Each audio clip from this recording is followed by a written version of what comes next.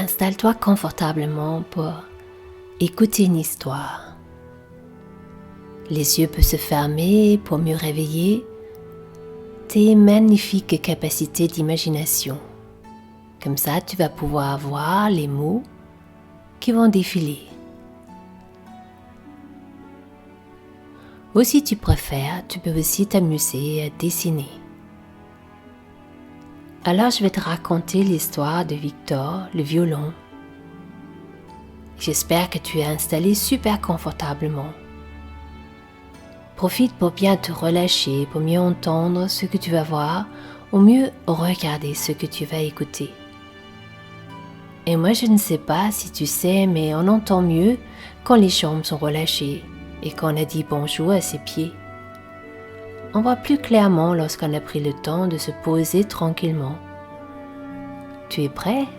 Bien installé? Alors, Victor va venir te saluer.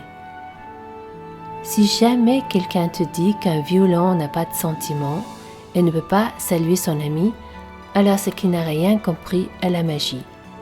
Oui, Victor est un violon.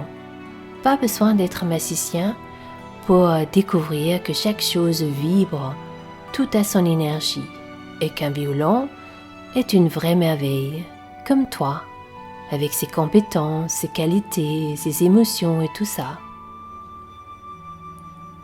Une fois, par exemple, on avait laissé Victor trop longtemps s'ennuyer dans sa housse. Et je te promets, lorsqu'on l'a ressorti, il a bien fait comprendre qu'il était en désaccord. Il a fait des bruits à casser les oreilles de tous les oreillers du quartier. Il est évident que chaque instrument a besoin d'amour et d'attention. Et c'est lorsqu'il est en accord que le son qui sort enchante les cœurs de tous les artichauts et crée beaucoup de bonheur autour de tous les postes de radio. Victor était heureux de faire partie de la famille des cordes à frotter. Il joue dans ce trio avec un violoncelle et une contrebasse de renommée. Là, il avait sa place. On l'écoutait et il se sentait aimé. Un jour, le violoncelle lui a annoncé qu'un autre violon allait le rejoindre dans le meilleur délai.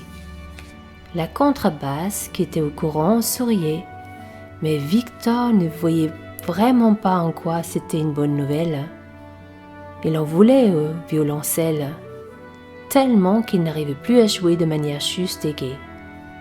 Même lorsqu'il jouait son morceau préféré, les sons qui sortaient ressemblaient plus à de la tristesse et la colère qu'à la musique classique. Alors il se sentait nul et dévalorisé. La contrebasse prit alors le temps de l'écouter vraiment. Et avec sa voix grave et rassurante lui dit « Victor, tu seras toujours le premier violon. Mieux encore en fait, toi, tu es un alto, unique et indispensable. Tu es plus grand qu'un violon et ensemble on va pouvoir jouer des choses remarquables et encore plus amusantes. Tu as tant de choses à partager et à montrer à ce nouveau violon. Tu vas voir, ça va être marrant.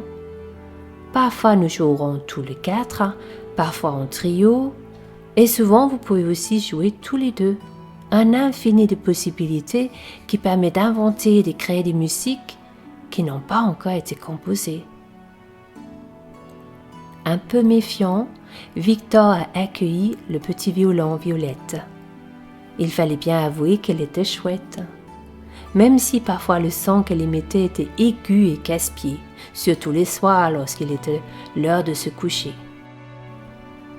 Mais Victor l'a pris sous ses ailes, ou sous son archet si tu veux. C'était le début d'une nouvelle aventure, car Violette l'aimait aussi, et il a beaucoup appris.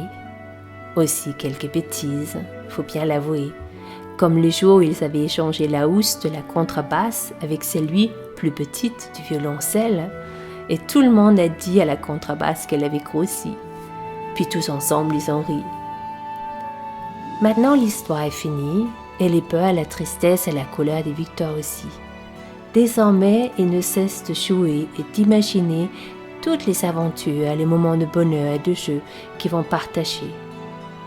Donc Victor et Violette te saluent et te souhaitent bonne nuit ou une bonne journée de la bonne humeur et aussi une super bonne santé.